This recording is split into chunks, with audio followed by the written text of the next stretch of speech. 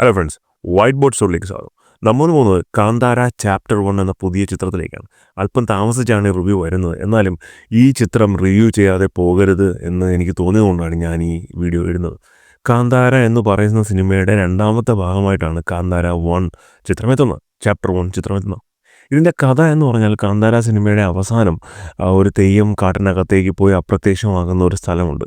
ആ സ്ഥലത്തിനെ പറ്റി ഒരു കുട്ടി അവിടെയുള്ള മുതിർന്ന ഒരാളോട് ചോദിക്കുന്നതും ആ മുതിർന്ന ആൾ ഒരു ഹിസ്റ്റോറിക്കലായിട്ടുള്ള ഒരു കഥ പറയുന്ന ഒരു ചരിത്രപരമായ കഥ എന്തായിരുന്നു ആ സ്ഥലത്തിൻ്റെ ഹിസ്റ്ററി എന്ന് പറയുന്നതാണ് ഈ സിനിമയുടെ ഒരു വൺ ലൈൻ എന്ന് പറഞ്ഞു കഴിഞ്ഞാൽ. വർഷങ്ങൾക്ക് മുൻപ് നടക്കുന്ന ഒരു കഥയാണ്. സോ രണ്ടാം ഭാഗമാണെങ്കിലും ഒരു പ്രീക്വലാണ്. ഇനി കഥയുടെ സിനിമയുടെ ഒരു ടെക്നിക്കൽ സൈഡിലേക്ക് വരുവാണെന്നുണ്ടെങ്കിൽ ഡിറക്ഷൻ, സിനിമാറ്റോഗ്രാഫി, അതുപോലെ തന്നെ അതിൻ്റെ മ്യൂസിക് ഒക്കെ നോക്കുകയാണെന്നുണ്ടെങ്കിൽ എല്ലാം പെർഫെക്റ്റാണ്. Top notch ഡിറക്ഷനാണ്. 3-4 കൊല്ലം കൊണ്ടാണ് ഈ ഒരു പടം എടുത്തിരിക്കുന്നത്. അതിൻ്റെ എല്ലാ ക്വാളിറ്റിയും അവരുടെ വർക്കിൻ്റെ 100% ക്വാളിറ്റി പടത്തിലുള്ള ഓരോ ഷോട്ട്സിലും നമുക്ക് കാണാനായിട്ട് സാധിക്കും. ഡീറ്റെയിലിംഗ് ആണ്, എക്സെപ്ഷണൽ ഡീറ്റെയിലിംഗ് ആണ്. നമ്മൾ അതിൻ്റെ ഈ സിനിമയിൽ കാണിക്കുന്ന അന്നത്തെ ഒരു രാജാക്കന്മാർ ഭരിച്ചിരുന്ന ഒരു കാലമാണ് കാണിക്കുന്നത്.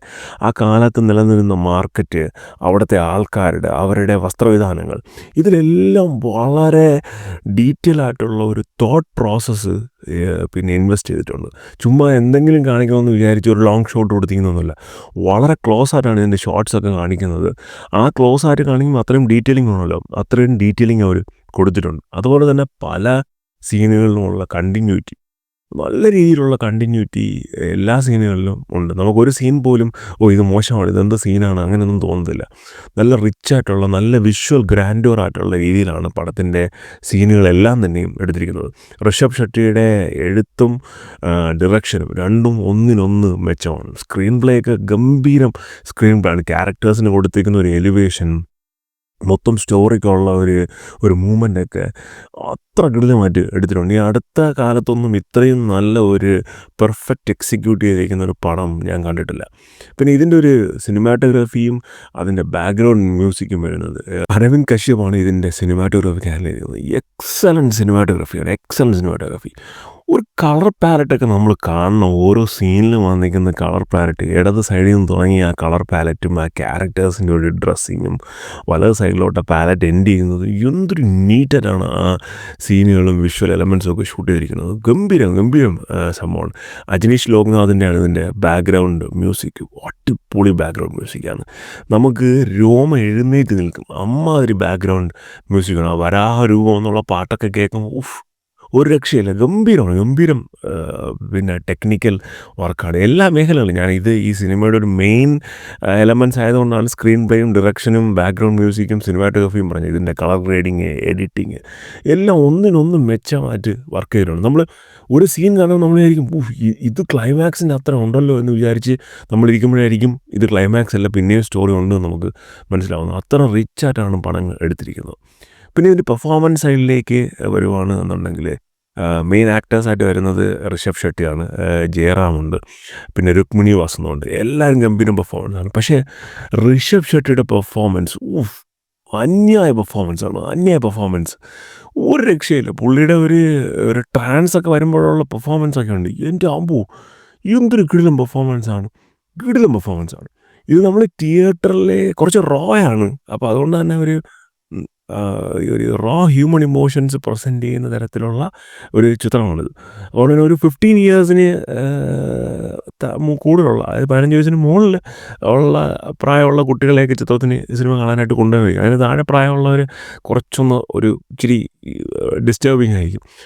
പക്ഷേ എന്തൊരു പെർഫോമൻസൊക്കെയാണ് പുള്ളിയുടെ. ആ ട്രാൻസൊക്കെ വരുന്ന ടൈമിലുള്ള പെർഫോമൻസ് അന്യായ പെർഫോമൻസാണ്. ഓവറോൾ കാന്താര ചാപ്റ്റർ 1, കാന്താര എന്ന് പറയുന്ന ചിത്രത്തിനെക്കാളും എനിക്ക് എൻജോയ് ചെയ്യാൻ പറ്റിയ, സെക്കൻഡ് ഹാഫൊക്കെ ഓവർ ദ ടോപ്പ് ചെയ്തിരിക്കുന്ന ഒരു പടമാണ്. ഒരു പെർഫെക്റ്റ് ക്ലിഫ് ഹാങ്ങറിൽ കൊണ്ടാണ് പടം നിർത്തിയിരിക്കുന്നത്.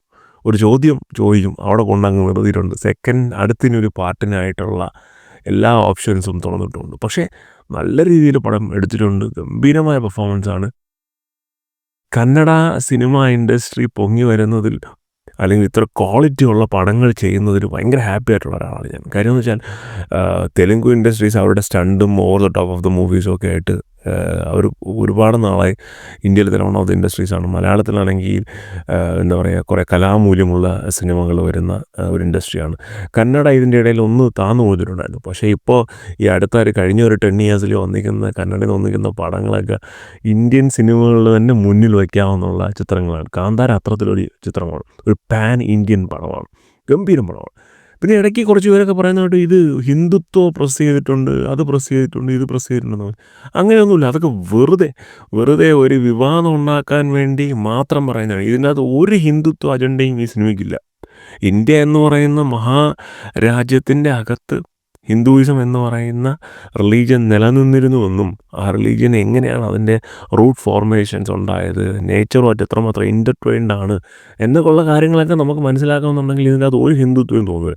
ശരിക്കും പറഞ്ഞു കഴിഞ്ഞാൽ ഇതിലുള്ള ചില സീനുകളിലൊക്കെ ആൻറ്റി ഹിന്ദുത്വമായിട്ടാണ് എനിക്ക് തോന്നിയത്. കാരണം വെച്ചാൽ ഒരു അമ്പലം പണിയുന്നു, അപ്പോൾ അവിടെ സ്ലേവ്സിനെ കൊണ്ടുവന്നിട്ട് വലിയ രീതിയിലുള്ള അമ്പലം പണിയുന്നു. അപ്പോൾ എൻ്റെ മനസ്സിൽ വന്ന ചിന്ത എന്ന് പറഞ്ഞാൽ, നമ്മളിപ്പോൾ കാണുന്ന ബൃഹദീശ്വര ക്ഷേത്രം അല്ലെങ്കിൽ വേറെ ഏതെങ്കിലും വലിയ വലിയ അമ്പലങ്ങളൊക്കെ പണിയുമ്പോൾ ഇതൊക്കെ ഒരു കാലത്ത് മേ ബി ഏതെങ്കിലും രാജാക്കന്മാർക്ക് ഇങ്ങനെ സ്ലേവ്സിനെയൊക്കെ വെച്ച് പണിഞ്ഞതായിരിക്കാം എന്ന് തോന്നിപ്പോയി.